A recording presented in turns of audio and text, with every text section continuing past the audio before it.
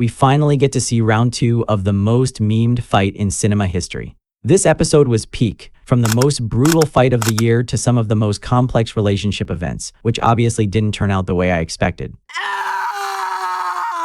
But we'll talk about that later. First, Alan. This man is the funniest character there could be in an animated series, and he had some of the funniest jokes in this episode. It starts when Eve asks why a cat has 2 buttholes. Oh, yeah, he's full grown. His reply is actually something to think about. Like, who answers like that to a stranger he just met, and he's already talking about such things? That's honestly baffling to me. I could never do what this guy is doing. Still, my boy has some talent. Speaking of talent, Omni-Man has developed some understanding of how to talk to people. He asks Mark to join the war while giving him the choice to say no, which Viltrumites don't even consider thinking about, even though he knows Mark won't reject it. Because honestly, it's better to fight those 50 beasts who are horny as hell and want to bang his entire planet just to create an army, which could then bang other planets. And Mark knows he has a tiny chance of defeating them with the coalition of planets. Which, by the way, sounds like a big name, but is basically just a group of heroes, most of them from Earth. Here's the thing to notice that most people overlook. No one has started to develop patience and emotions. Because when Mark advises him not to meet Debbie, he actually stands there thinking about it from sunset to midnight, unlike his previous self, who would barge in anywhere without thinking for a second.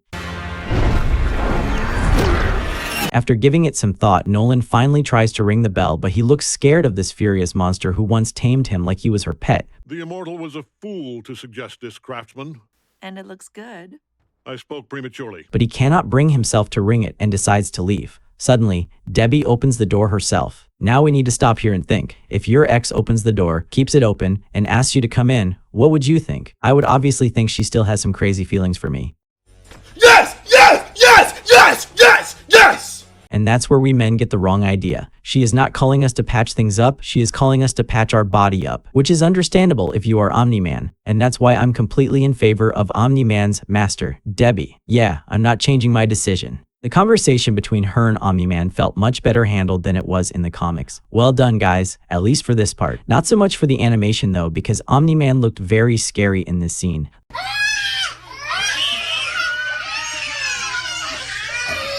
Look at those legs, man, they are thicker than my chest. I wonder how the guy who sold him those 6-pack beers felt. But overall, it was a very well done moment. You can also get an idea of how strong Omni-Man really is, because when Debbie is punching him, the skin on her fist starts peeling off and she begins bleeding like she's punching a stone. Trust me, I tried something like that once and it's not good, so don't try it at home. After that, Debbie asks him to leave and he leaves instantly. I think this is a mistake. He should have walked away slowly while looking back every 2 steps. It could have given his reunion with Debbie more chances. I'm ready to teach him about this kind of love stuff if he wants. One thing I also noticed is that the creators of Invincible know that this show is famous for its memes, and that's why they want to give us more moments like that. Like Debbie's face in this scene. To be honest, I thought it was a meme the first time I watched it. And later when Conquest tries to spank Oliver, that's another example of the creators understanding their audience. People became mad back in Season 3 when Invincible stayed with Eve in the hospital while the Invincible variants were destroying the city, or maybe even the whole planet. But I was okay with that scene because sometimes you have to be selfish. But maybe because of you. Yes, you, the haters of that scene.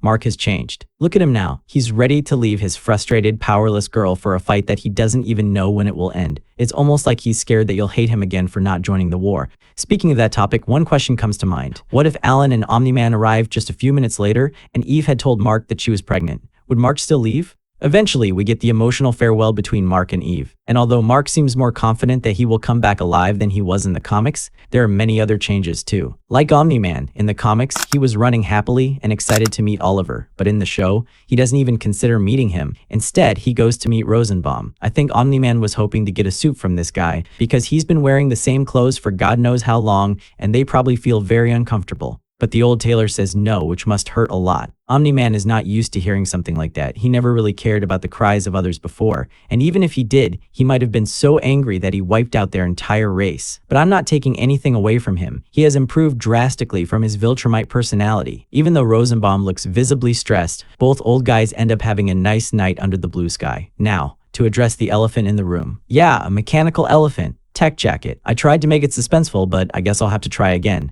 Many of you might not agree with me, but I like her. I saw many people upset about changing the gender, but I think it was important. You see, Invincible already has a lot of male characters like Conquest, Mark, Thrag, Omni-Man, Alan, Oliver, and many more. but it has very few female characters. So if the show wants to attract more female attention, it needs some strong female arcs, which Tech Jacket can provide. However, not everything about her is good. Like when she defeats that guy who looks like a Walking Dead monster and then asks the workers at the power plant to clap for her. That is a clear sign of a narcissistic personality, and if the show creators are trying to make her like that, I would advise them not to do it. It could cause more harm than good. Speaking of good news, what could be better for Invincible fans than the start of the Viltrumite War in the show? I've been waiting for this for so long, and it's finally happening. After all the long goodbyes, everyone arrives at the ship. We see Tech Jacket and Oliver very excited, and honestly, why wouldn't they be? I remember feeling the same way the first time I sat on a plane. But yeah, we normal people get excited about small things. The show is also hinting at some kind of relationship between Oliver and Zoe, also known as Tech Jacket. In my opinion, that would be a very bad idea. An overconfident girl with a speed-aging runner who will become old in the next 10 years would be a disaster.